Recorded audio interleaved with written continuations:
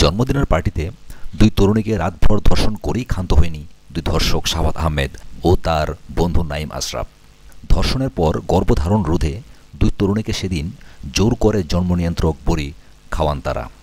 ধর্ষিত দুই তরুণীর এক চিকিৎসক বন্ধু সেই বড়ি খাওয়ার জন্য নিষেধ করে। এই কারণে সেই বন্ধুকে মারধর করে ইয়াবা খেতে বলে। পরে সেই ইয়াবা খাওয়ার ভিডিও ধারণ করে শাহাদের গাড়ি চালক বিল্লাল। তারপর শাহাদ ও নাইম বলে, এই ঘটনা যদি কাউকে বলিস তবে ইয়াবার মামলা দিয়ে পুলিশে ধরিয়ে দেব, তোদের ইয়াবা খুর বানিয়ে দেব। জন্ম নিয়ন্ত্রক বড়ি খাওয়ানোর পরও দুই তরুণীকে আবারও ধর্ষণ করা হয়। যে দুটি কক্ষে দুই তরুণীকে শাহাদ ও নাইম ধর্ষণ করে তার মাঝখানে একটি ফলস পার্টিশন ছিল।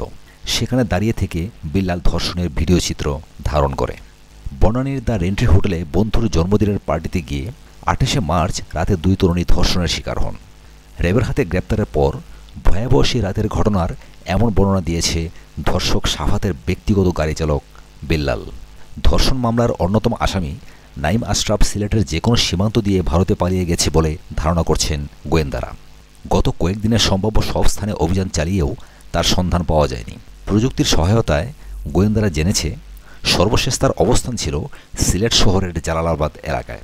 এরপর থেকেই সব ধরনের যোগাযোগ থেকে বিচ্ছিন্ন হয়ে যায় নাইম আশরাফ ওরফে আব্দুল হালিম। সংবাদ সম্মেলনে র্যাব 10 এর অধিনায়ক জাহাঙ্গীর হোসেন মাতব্বর জানান, ঘটনার সময় ধর্ষিতা দুই তরুণীর দুই বন্ধু তাদের সঙ্গে ছিল।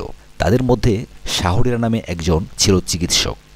শাহাদ ও নাইম দুই তরুণীকে ধর্ষণের পর জন্ম নিয়ন্ত্রক বড়ি খাওয়ানোর দায়িত্ব দেয় শাহরিয়ারকে। শাহরিয়ার এতে অস্বীকৃতি জানালে তাকে মারধর করে ইয়াবা খেতে বাধ্য করে তারা। পরে ইয়াবা সেবনের ভিডিও ধারণ করে শাহাদের গাড়ি চালক বিল্লাল। এই ঘটনা যদি বাইরে প্রকাশ করে তবে ইয়াবা দিয়ে পুলিশে ধরিয়ে দেওয়ারও ভয় দেখানো হয় শাহরিয়ারকে। সেই ভিডিও বিল্লালের মোবাইল ফোন থেকে উদ্ধার করা হয়েছে। র্যাবের জিজ্ঞাসাবাদে ধর্ষণের ভিডিও ধারণের কথা স্বীকার করেছে বিল্লাল, তবে সেই ভিডিও তার মোবাইল ফোনে পাওয়া যায়নি বলে দাবি করছেন র্যাব 10 এর অধিনায়ক জাহাঙ্গীর হোসেন মাতব্বর। তিনি বলেন, বিল্লালের মোবাইল ফোনের ফরেন্সিক পরীক্ষার মাধ্যমে ভিডিও উদ্ধারের চেষ্টা করা হবে। র্যাব জানায়, প্রাথমিক জিজ্ঞাসাবাদে বিল্লাল সেদিনের ঘটনার পুরো বর্ণনা দিয়েছে। সে র্যাবকে বলেছে, ঘটনার দিন শাহাদকে নিয়ে 4:30টার দিকে দ্য রেন্ট্রি হোটেলে যায়। হোটেলে তাকে রেখে বনানীর আগোরার সামনে থেকে শাহাদের এক মেয়ে বন্ধুকে গাড়িতে উঠায়। তাকে নিয়ে বনানীর 11 নম্বর যায়।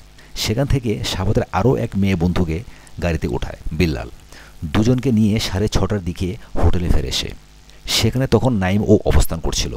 দুই মেয়েকে রেখে 8:30 পর্যন্ত নিচে এসে অবস্থান করে। রাত 9:30টার দিকে গুলশান থেকে ভুক্তভোগী দুই তরুণীকে নিয়ে হোটেলে যায় বিল্লাল।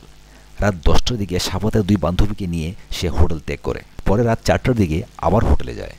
শাহাদ তাকে দুই কক্ষের যেখানে ফলস পার্টিশন আছে সেখানে থেকে ভিডিও করতে বলে। এ সময় সে সেখানে থেকে ধর্ষণের ঘটনা ভিডিও করে। র্যাব জানায়, ঘটনার পরে শাহাদ সহ সবাই ঢাকাতেই ছিল। মামলা হওয়ার পর তারা মাওনা হয়ে সিলেটে যায়। সেখানে এক একজন এক একটি রিসোর্টে অবস্থান নেয়।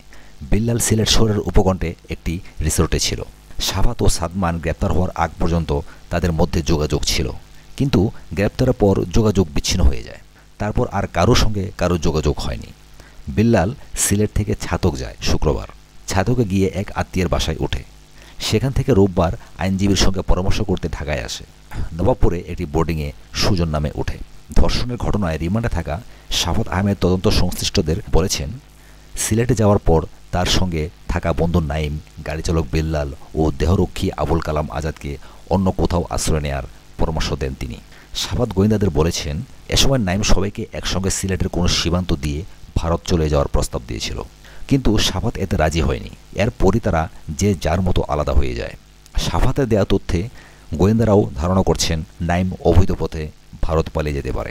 শিল্পপতি বা বড় ব্যবসায়ী না হলেও কেন সার্বক্ষণিক সশস্ত্র দেহরক্ষী সঙ্গে রাখতেন এমন প্রশ্নের জবাবে শাহাদ গোয়েন্দাদের বলেছেন, সারাদিন বাসায় ঘুমিয়ে কাটলেও সন্ধ্যায় বাসা থেকে বেরিয়ে তিনি ভোররাতে ফিরতেন। তার বেপরোয়া চলাফেরার বিষয়টি পরিবারের সবাই জানতেন। কোনো ধরনের সমস্যা হলে তাকে রক্ষা করতে তার বাবা আপন জুয়েলার্সের মালিক দিলদার আহমেদ সেলিম সার্বক্ষণিক বডিগার্ড দিয়েছিলেন। এর আগে যখন তার ব্যক্তিগত বডিগার্ড ছিল না, তখন মাঝে মধ্যে বাসার নিরাপত্তা কর্মী নিয়ে বাইরে যেতেন। তবে পিয়াসার সঙ্গে দাম্পত্য কলহ শুরুর পর থেকে তার বাবা সার্বক্ষণিক বডিগার্ড নিয়োগ দিয়েছিলেন। এদিকে জিজ্ঞাসাবাদের জন্য রিমান্ডে থাকা ধনীর দুলাল সাফাত ও তার বন্ধু সাদমান সাকিবের নানা আবদার মেটাতে গিয়ে গলদঘর্ম হচ্ছেন গোয়েন্দা কর্মকর্তারা। ধর্ষণ মামলাটির তদন্ত ও জিজ্ঞাসাবাদের সঙ্গে সংশ্লিষ্ট এক কর্মকর্তা সংবাদ মাধ্যমকে বলেছেন, বেশিরভাগ সময় সাফাত পুলিশের সরবরাহ করা খাবার গ্রহণ করছে না। এর বিপরীতে সে দেশের প্রথম শ্রেণীর অভিজাত রেস্টুরেন্ট থেকে ফাস্টফুড আইটেমের খাবার এনে দেওয়ার জন্য পিরাপিরি করছে। বিদেশি ব্ল্যাক ব্র্যান্ডের সিগারেটও সরবরাহ করতে হচ্ছে গোয়েন্দাদের। একবার তার এই আবদার রক্ষা করা হয়েছে জানিয়ে ওই কর্মকর্তা আরও বলেন, পুলিশ হেফাজতে কোনো আসামিকে বাইরে খাবার দেওয়ার নিয়ম নেই। তারপরও জিজ্ঞাসাবাদের প্রকৃত তথ্য পেতে তারা মাঝে মধ্যে আসামির সঙ্গে সখ্য করতে এ ধরনের কৌশল গ্রহণ করে থাকেন। তদন্তের সঙ্গে সংশ্লিষ্ট অপর এক কর্মকর্তা বলেন, যে কোনো সময় পুলিশের হাতে গ্রেপ্তার হতে পারে জেনেও সাফাত দেশ ছাড়তে চায়নি। তার ধারণা ছিল যেভাবেই হোক বাবা আপন জুয়েলার্সের মালিক দিলদার আহমেদ সেলিম তাকে ছাড়িয়ে নেবেন। এই ঘটনা নিয়ে মিডিয়ায় লেখালেখি কিছুটা বন্ধ হলে নিজেই আদালতে আত্মসমর্পণ করে জামিন নেবেন। তদন্ত সংশ্লিষ্টদের জিজ্ঞাসাবাদে সাফাত বলেছেন, ওই ঘটনার পর মিডিয়া সহ সামাজিক যোগাযোগ মাধ্যমে তোলপাড় শুরু হলে বাবার পরামর্শেই সে কিছুদিনের জন্য আত্মগোপনে চলে যান। তবে পলাতক অবস্থায় সময় কাটানোর জন্য তিনি সাদমান সাকিবকে তার সঙ্গে রাখেন।